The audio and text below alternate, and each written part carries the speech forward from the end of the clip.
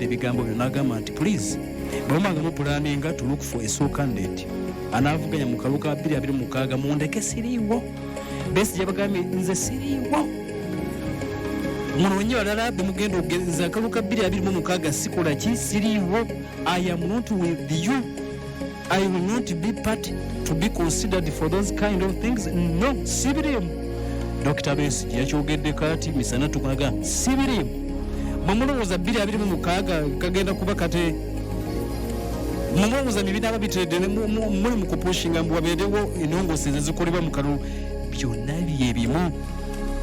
Elections in Uganda will never be free to take. Tekisoboka mulowooze ku birala bwemwe mugamba nti mwagenda kulondamu mulonde naye nzi Besigye bwe yategeeza era kitegeeza nti ye 2026 Dr. Kizza Besigye yagambye dda nze mwe mulowoozaako siriiwo tekisoboka tetusobola kufuna kalulu ka mazima na bwenkanya niwo n'abawo ennongoosezi ezinaakolebwa neva tewali kigenda kukyuka nzima gezigembawo kintu eki tukyuse ssemateeka yenna ne bwe tunalongoosa kati nga ssemateeka tetumukutteemu tebiriyo era nze bwemwe mumbalirako temumbalirako ebyo sibiriimu.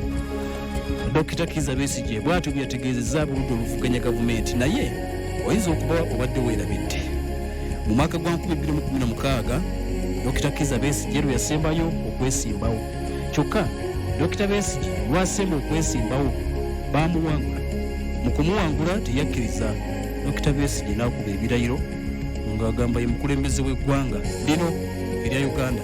Dr. Kizza Besigye afuna akafo mu Kampala nga keekusifu bulungi afuna abantu abatonotono abagaba mumanyi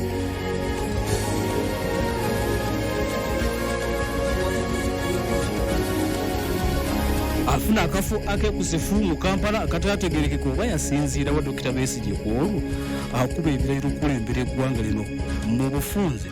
Besigye yeerayiza. I, Kizza Besigye Kifefe, akuba ebirayiro Besigye 2016 aganye okukkiriza ebyalivudde mu kalulu ajja alayira. I, Kizza Besigye Kifefe, swear in the name of the Almighty God. Besigye alayira katambi kamala katambula wasinzira okulayira tiwategeerekeka oba yali ludda wa oba yali mu kava ki.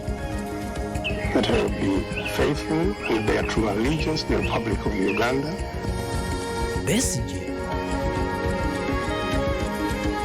akuba ebirayiro okukulembera eggwanga lino. They shall faithfully exercise the functions of the President of Uganda. They shall uphold, preserve, protect, and defend the Constitution and observe the laws of Uganda.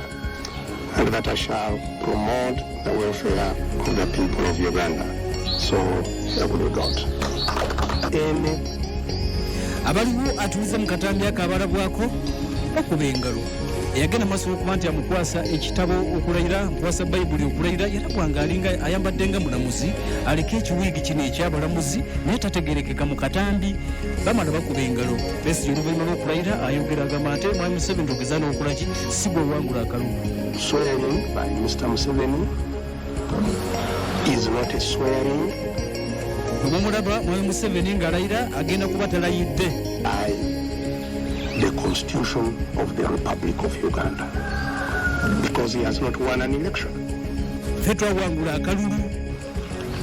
And we have every evidence to show that we won the election.